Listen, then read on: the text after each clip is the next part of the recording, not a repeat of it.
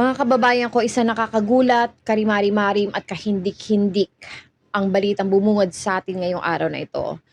Ang tinutukoy ko ay walang iba, kundi ang pamamaril na naganap sa loob mismo ng isang eskwelahan sa Tacloban City. Kung ikaw isang magulang, nakakatakot at the same time ay nakakalungkot din dahil ang paaralan ay ang isang lugar na akala natin na magiging safe ang ating mga anak, pero sa nangyari, merong 3 estudyante ang binawian ng buhay at 13 ang sugatan dahil sa insidenteng ito. Ang mga suspect ay 14 years old at 15 years old. At ang isa nga dito ay offender na siya. No, means to say, siya ay isang CICL or Children in Conflict with the Law. So, grabe, kagimbal-gimbal talaga to, no? Kasi imagine, di nananahimik yung anak mo, tas madadamay sa ganitong insidente. At first, I thought itong mga ganitong klase ng insidente ay nagaganap lang ito sa US. Kasi marami talaga doon mga ganitong pangyayari, no? Na minsan nasisiraan ng ulo yung isang bata, tapos namamaril na lang bigla-bigla. So, ang mga naging biktima daw di umano dito sa naganap na shooting incident ay meron daw grade 8, grade 9, and grade 10. Tapos yung mga binawian ng buhay, 2 babae at 2 lalaki. So, ang ugat daw ng itong shooting incident, although it's not yet confirmed, no? Pero may kumakalat na balita na ito daw ay bunga ng isang bullying. Pero however, this is not yet confirmed. Ito ay isang alingas-ngas lang.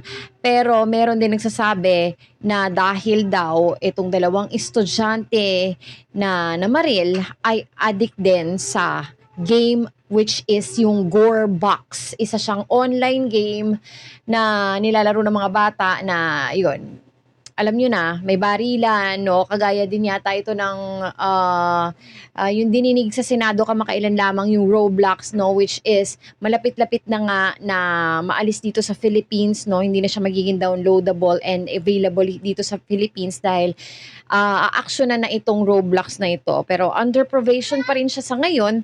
Hindi pa yata totally inaalis, no? Pero under probation siya for 3 months. No, kung meron pang magaganap na reklamo about this, talagang susugpuin na din ito. So, itong mga ganitong klase ng laro ay minsan nagiging kosto ng problema sa pag-iisip ng ating mga anak without even knowing, no? Kahit na okay yung ating mga anak, merong effect lahat ng pinapanood at nilalaro ng ating mga anak. So, dapat talaga maging maingat tayo at bantayan natin maigi ang ating mga anak kahit na high school pa yan, no? Kahit na senior high school pa yan, dapat talaga ay ang gabay ng magulang. So, ang ginamit daw na baril ng dalawang ito, ang isa daw ay 9mm Glock na registered sa isang policewoman na tiyahin nitong isang suspect.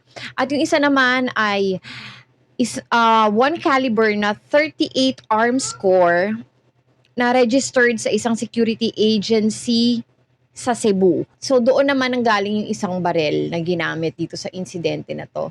So muli mga kababayan ko, kung ikaw ay isang magulang na, kailangan talaga pakatutukan yung maigi ang inyong mga anak, lalo na kung nasa edad na elementary to high school, mas mahirap po talaga yan gabayan, no? Pero kailangan nating pagtiyagaan kahit magalit sila, no? Kaysa naman mapunta sa ganitong sitwasyon ng ating mga anak. Yung nga lang nakakasad din kasi mayroong mga bata na nadamay na hindi naman talaga dapat, no? Tapos may mga namatay din. Sobrang sakit nito para sa mga magulang.